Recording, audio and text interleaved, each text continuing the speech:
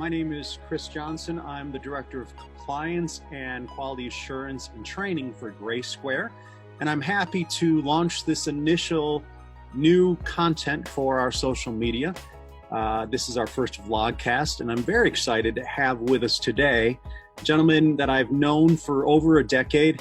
Name is Bill Lampton, Ph.D. He is the biz communication guy. He launched his professional career by teaching speech communication at the University of Georgia, and next he spent 20 years in management at the vice presidential level.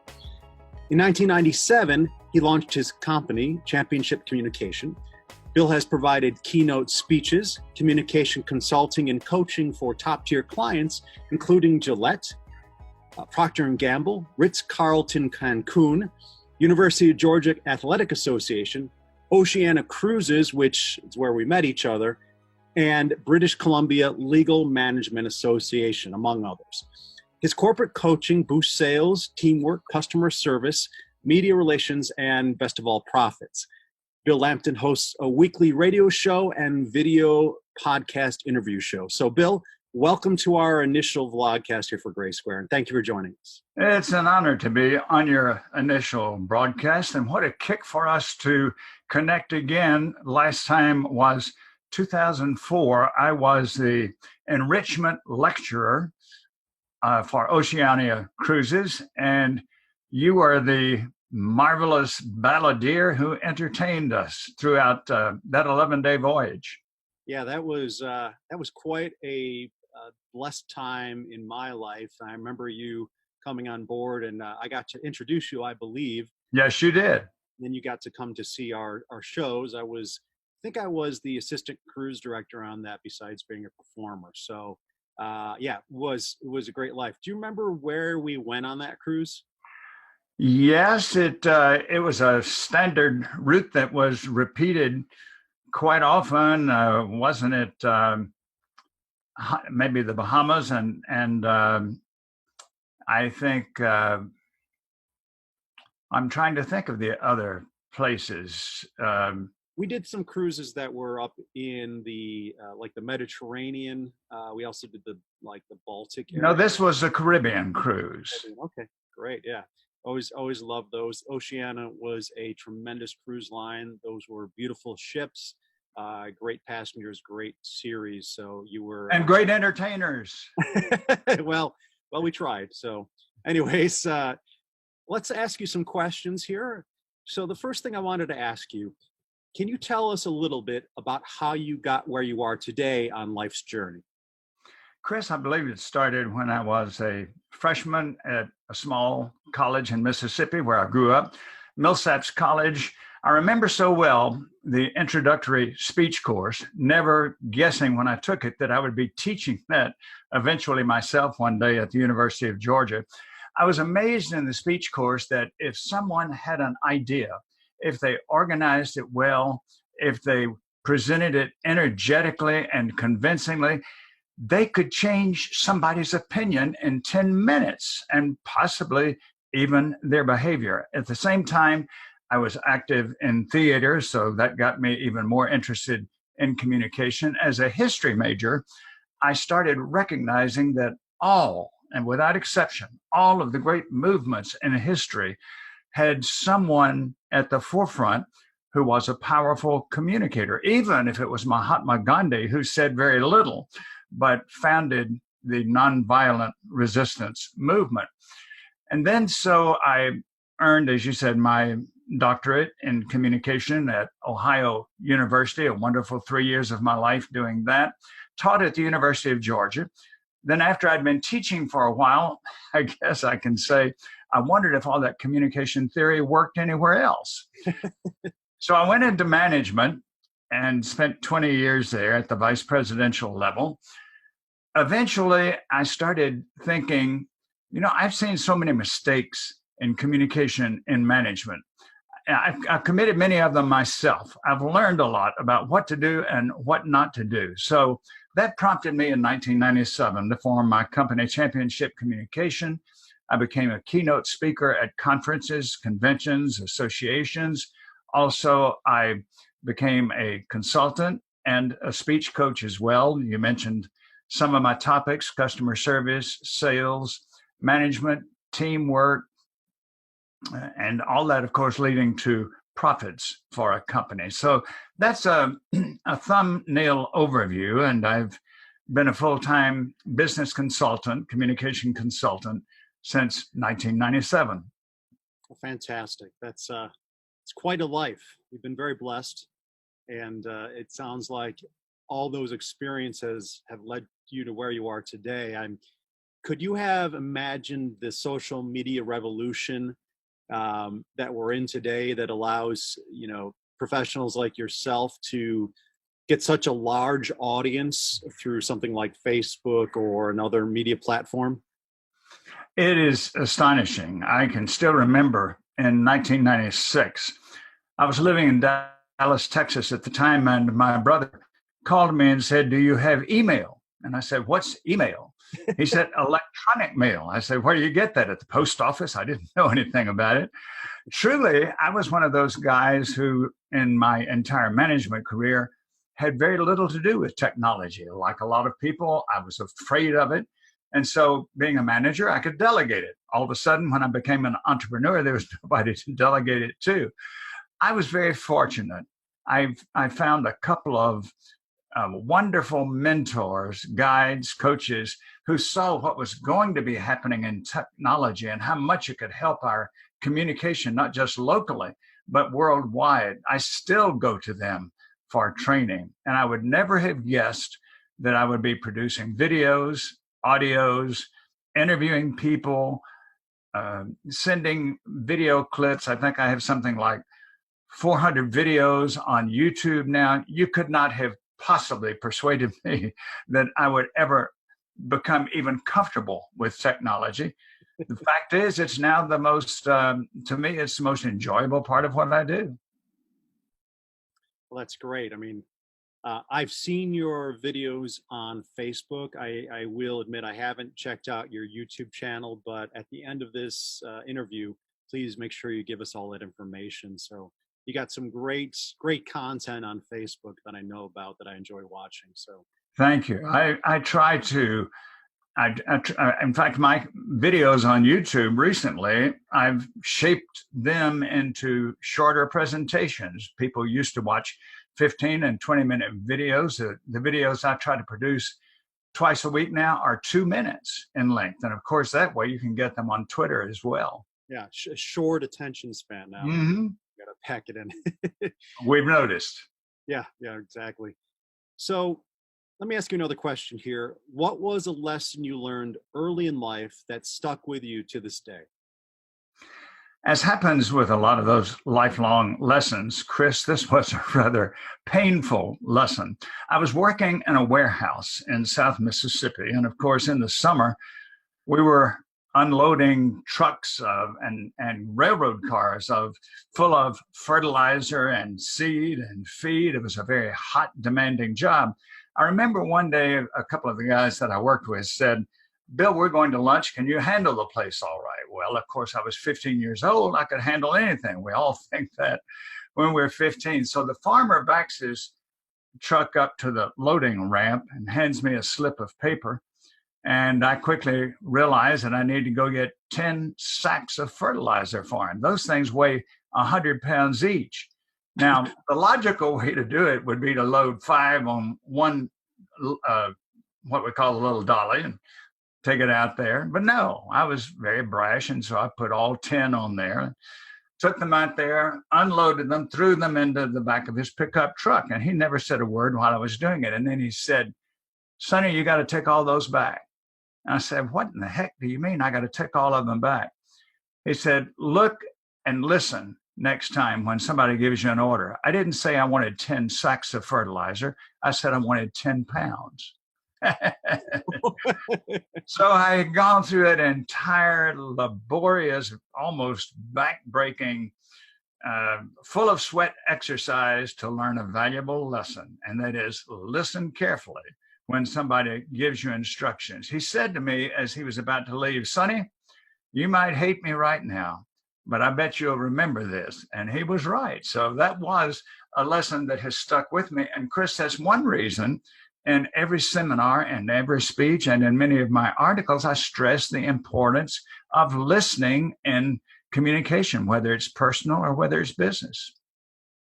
Yeah, well, A tough lesson.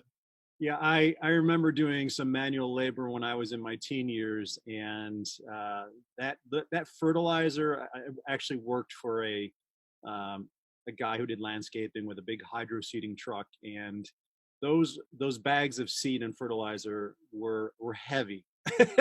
So I totally appreciate the 1,000 pounds that you put in the back of this truck.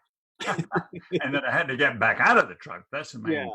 Yeah, that makes it even better. Right. So here's one for you. If you could recommend one book to somebody who's in their 20s now, what would it be and why?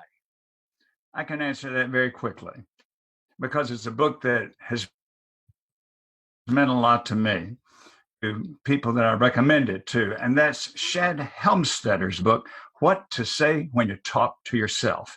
This has been a bestseller for a long time with very good reason. His theme in the book is that we shape our lives by our self-talk. So that if we get up in the morning and we say, oh, what a lousy day this is going to be, we're right. It will be. And if we say, I'm clumsy, we probably will become clumsy. All successful people have recognized that the power of our self-talk directs and shapes our destiny. And the fortunate thing is we are in control of that. We can decide. A motivational speech that I've given and that I love to give is called Always Push the Up Button. I say life is like an elevator. Every morning when you get out of your bed, don't imagine that you're in your bedroom and your comfortable house. Imagine you're in an elevator. You got two buttons there you can select from. If you push the down button, work is going to be pretty darn tough. Your family life might be, you'll feel bad all day long. But if you push that up button, so I highly recommend Shad Helmstedter's What Do You Say? What to Say When You Talk to Yourself. Very valuable. I think that's a brilliant recommendation. I remember, I believe I read that years ago when I first got into like multi-level marketing. Yes. Into sales stuff. That's one of the big hitters there.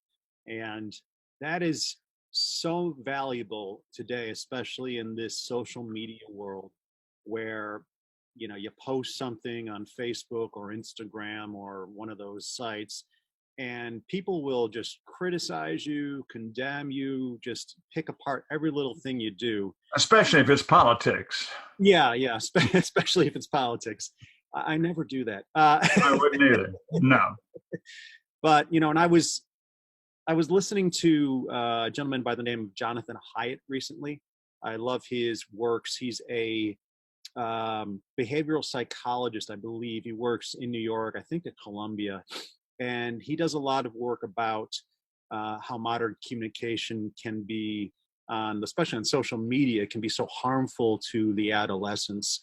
And he talks about how you shouldn't have your children on social media, before the age of 11 or so. And then they shouldn't have a Facebook page. They shouldn't have these social media accounts. It's okay to teach them how to communicate using a phone, because that's how we communicate nowadays. But to really protect children, and I see that, I'm lucky to have an 11-year-old daughter now through marriage to my wife Ada, and she's they're both in Columbia still as we work through immigration. But we're very careful with what we allow her to see online, and that's great. You got to be careful, and I think that's the flip side of the Shad Helmstedter. If you're not building yourself up inside with positive thoughts and pressing that up button, like you said, you can be overwhelmed and destroyed psychologically by so many people out there who just want to tear you down. It's a crazy time we live in. So that's a great book for advice. It goes back to what Henry Ford is famous for saying: if you think you can, or you can't, you're right. Yeah. Either way. Yeah, very, very true. So tell us, you recommended that book, but what are you reading today? I'm in the last few pages of a book that I'd heard about for quite a while. I'd seen quoted, and I thought, well, if this book is that widely accepted, there must be some substance to it. So a few days ago, I started reading this book, and I'll read you the full title, Simon Sinek's book, Start with Why. Oh, And yeah. the subtitle is How Great Leaders Inspire Everyone to Take Action. Looking on Amazon, I thought about posting a review of this book, but then I noticed there were 2,900 reviews already. And then I listened to his TEDx talk, and it's rather amazing when somebody would get 1 million people watching their TEDx talk. Chris, his has had 48 million views. that's just astounding. So that book, as I read it, and I think people like you and your company who are in marketing, it's so valuable because he says so many of us stress the how to do something and the what we do, but people really want to know why. And the reason they want to know why is because if they like what we're feeling and it's what they're feeling, then some of the other might not matter. And they might choose our company or our consulting service over someone else who has maybe more of a pedigree and maybe more clients, more of a resume built up. And this book has captured me. And I think of from now on when I look at posting my website and so I just did an article yesterday, and I wrote why I help companies create a crisis communication plan. Now, in the past, I might have said something like 7 steps to a good crisis communication plan, but people need to know why. They don't care about the 7 steps until they realize why they need it. Great book. Yeah, that's also a Dave Ramsey recommendation. He's talked about that quite Yes. a bit. And I do have that on my bookshelf. I think I opened it and read part of it, and then I do that with several books. Then I find one and dig into it. So I need to get through that. So I appreciate that recommendation personally. It reminds me of a saying that I had when I first got into direct sales. One of the managers that we brought on board, he would do a presentation to new hires, and he would say, if your why doesn't make you cry, it's not big enough.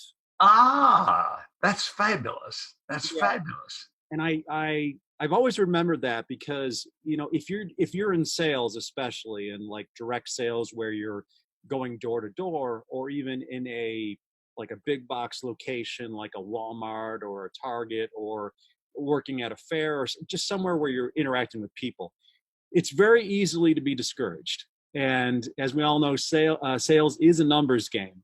So you have to keep that bigger picture in line. You have to know, or in mind, you have to know what your why is.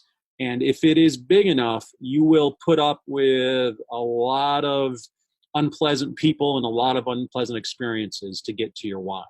And you think that behind so many of those no's, there are going to be some yeses. That's very true, very true. That's why I'm here today, and I'm sure you as well. A couple other questions here before we go. Recently, you posted a video on your Facebook page about simplifying language. And why do you think that's so important for communication? It's important because we're trying to get across information and possibly inspiration. Our goal is not to impress. I go back to my freshman year at Millsaps College that I mentioned. I remember so well in English class, and this probably happened in a lot of freshman English classes, we were given a list of probably 300 words that we had to learn the definition of. That was good from the standpoint of reading and learning. It's okay to have a sizable vocabulary so that you can read some works that might be a little difficult otherwise. But for our conversations, for our meetings, for our sales, for all other interactions, we need to remember that it's vital to that old saying, KISS, keep it simple, stupid. I remember, you may not be familiar with a novelist from a long time ago, Somerset Maugham. Somerset Maugham said that when he started out, he made a notebook and he put in there all the fancy words that he thought he would one day use.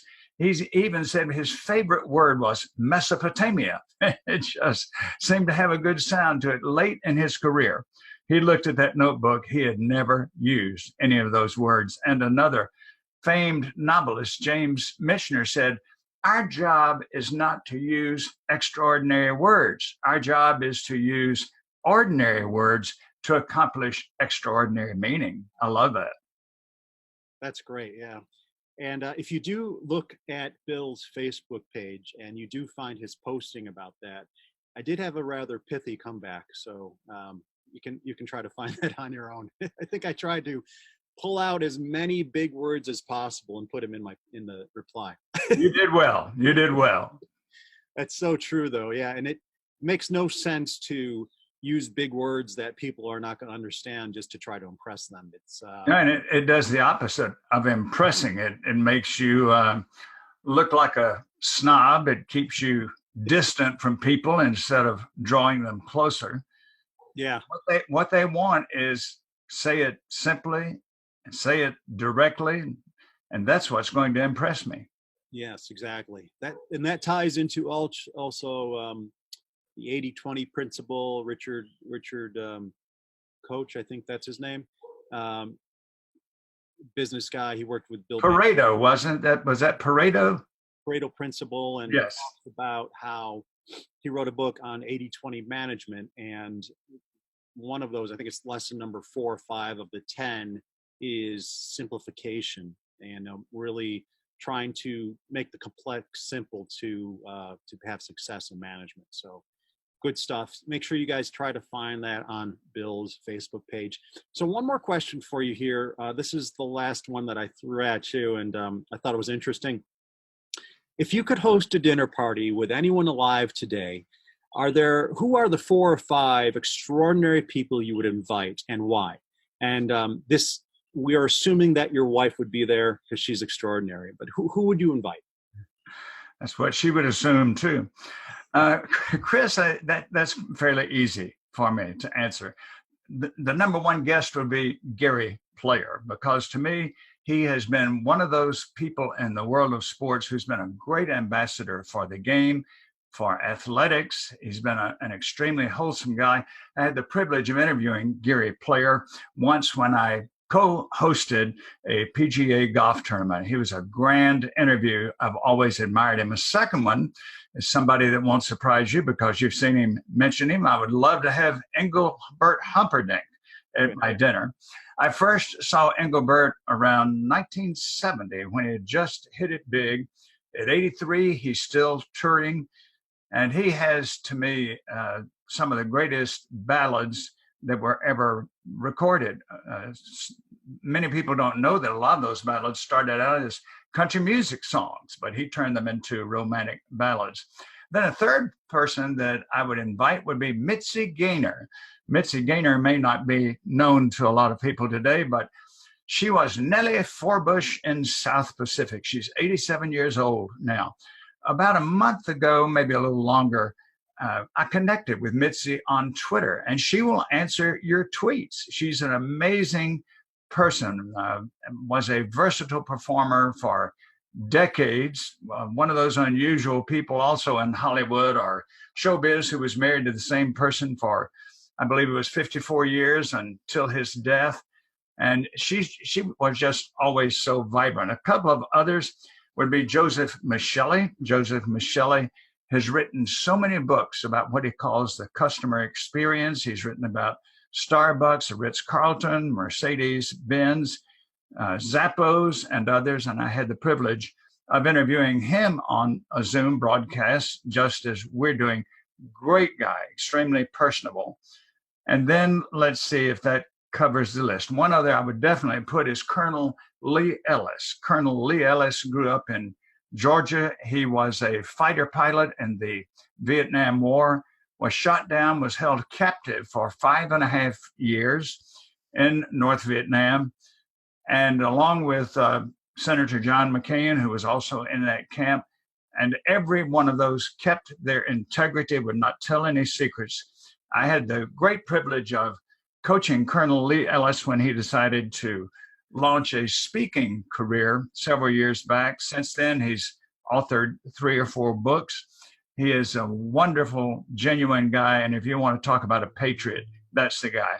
Wouldn't those 5 make a grand dinner table? They certainly would. And just all the years of experience and all the, just the lives they led, that'd be fascinating. If you do pull that off, be sure to invite me. I'd love to come attend and listen to all their tales. So I'll let you know.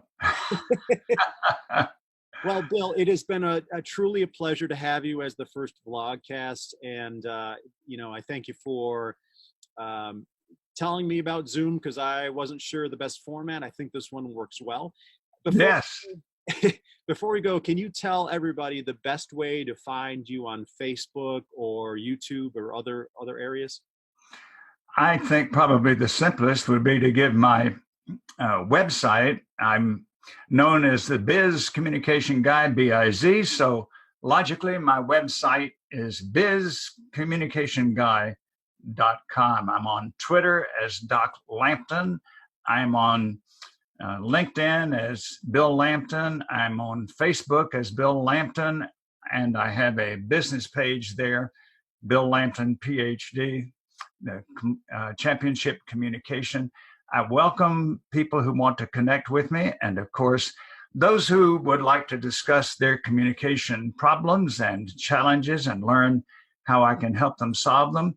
My phone is 678-316-4300. Chris, a wonderful privilege to reconnect with you, and we're going to have some phone conversations to do some more catching up. Congratulations on all that you have achieved in life and in your personal life as well.